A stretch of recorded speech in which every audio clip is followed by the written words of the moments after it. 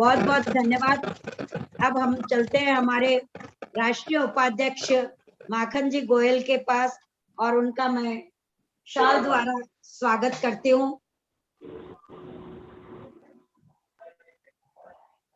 आप हमारा स्वागत स्वीकार करें।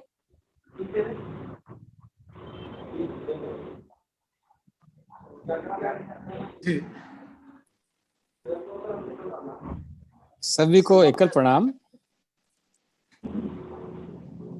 बड़ा हर समय ये कोई भी कार्यक्रम होता है राष्ट्रीय स्तर पर तो वो हिंदी और इंग्लिश में होता था।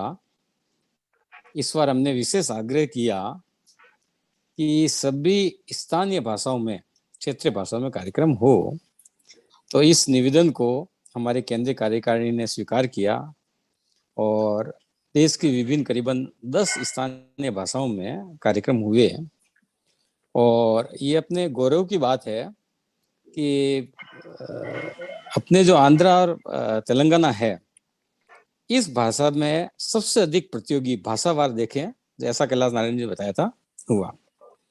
इसके अंदर राघवेंद्र जी, ब्रह्मानंद जी का बहुत अच्छा सपोर्ट हमको मिला, कैलाश जी भाई साहब का मार्गदर्शन मिला, कलावती जी का नेतृत्व और कार्य को अंतिम रूप देने में पूरी मेहनत नीता जी ने करी। तो इन सभी का साधुवाद, धन्यवाद। समय कम है, फिर भी अपने जो आध्यात्मिक प्रवचन का क्रम चलता है उसमें मैं आज सूत्र रूप में एक छोटी सी बात करूंगा। ये जो सृष्टि है वो अनादि काल से अनंत काल तक, यानी जिसका कोई प्रारंभ नहीं और जिसका कोई अंत नहीं। और ये जो सृष्टि स्वरूप है उसमें इसको चलायमान करने की जो शक्ति स्वरूप है वो शिव जी। इसलिए हम शिव जी को लिंग रूप में मानते हैं। प्रत्यक्ष रूप में वो बाद में अवतरित हुए, लेकिन प्रारंभ से अंत तक शक्ति स्वरूपा शिव जी हैं। अब समय के साथ विष्णु जी का प्रगटीकरण हुआ, ब्रह्मा जी का प्रगटीकरण हुआ, वेदों की रचना हुई और सभी देवताओं को लगा कि हमको कुछ लीलाएं करनी चाहिए, शारीरिक रूप धारण करके, और हमको ज्ञान का प्रचार प्रसार करना चाहिए। बाकी तो सभी सूक्ष्म रूप में रहती हैं। तो जितने भी विश्व के अंदर, सृष्टि के अंदर ग्रह हैं, उनमें से सबसे प्रिय ग्रह पृथ्वी को उन्होंने चुना और यहाँ लीला करने का सोचा।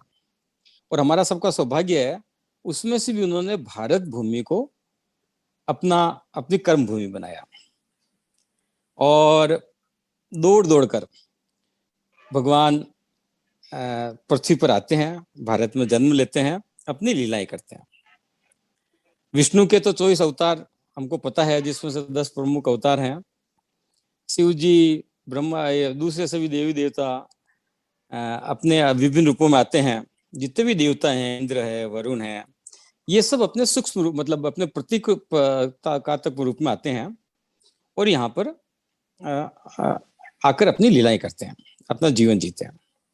ये सारी बात मैं इसलिए कर रहा हूँ कि हम बहुत खोज करते हैं, हम कौन हैं, हमारे जीवन का क्या रहस्य है, हमारे जीवन का क्या उद्देश्य है।